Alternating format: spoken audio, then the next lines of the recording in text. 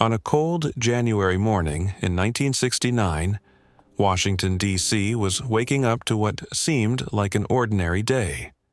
Streets filled with commuters. Shopkeepers opened their doors, but hidden within the quiet rhythm of the city was a man whose name would soon shake the nation, Billie Austin Bryant. Bryant was not new to crime. He was a hardened criminal, already convicted for violent bank robberies and assaults. By 1968, he was serving time in a federal prison near Washington, D.C. But prison walls could not hold him for long. While working in the prison's auto shop, Bryant saw his chance. Using a vehicle, he smashed through a temporary fence and escaped, vanishing into the city he knew well. From that moment, Billie Austin Bryant became a dangerous fugitive. For months, law enforcement searched for him. The FBI knew Bryant was armed, desperate, and unpredictable. He had nothing to lose. And when a criminal reaches that point, every encounter becomes a life-or-death situation. On January 8, 1969, the FBI received information that Bryant may be hiding near his wife's residence in Washington, D.C. 2 FBI agents were assigned to follow up on the lead, Special Agent Anthony Palmisano and Special Agent Edwin Woodriffe. Both agents were experienced professionals. The agents arrived at a residential building and approached the door calmly, following standard procedure.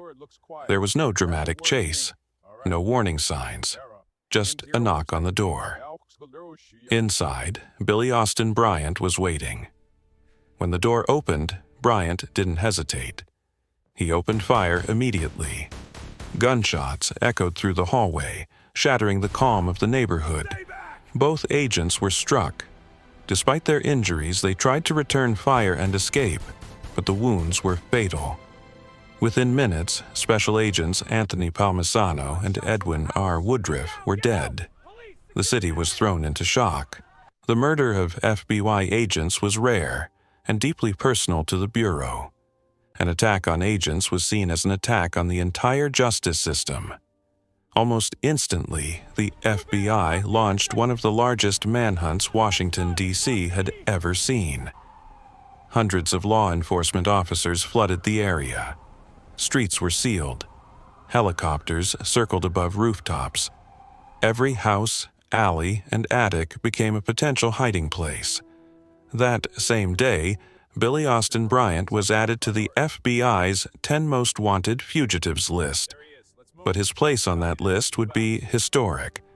As officers searched house by house, a nearby resident reported strange noises coming from an attic. Police moved in quickly. There, hiding above the ceiling, was Billie Austin Bryant, armed, exhausted, and surrounded. This time, there was no escape. Bryant was arrested without further bloodshed and taken into custody. The manhunt was over, but the damage had already been done. At trial, the evidence against him was overwhelming.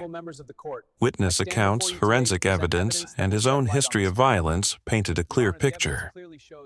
Billie Austin Bryant was convicted of first-degree murder for the deaths of the 2 FBI agents, along with additional charges related to robbery and escape. The court sentenced him to 2 consecutive life sentences, ensuring he would never walk free again. While Bryant disappeared into the federal prison system, the names of Anthony Palmisano and Edwin Woodriffe were etched into history.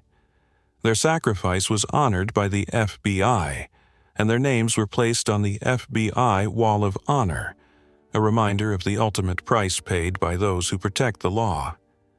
Billie Austin Bryant would spend the rest of his life behind bars.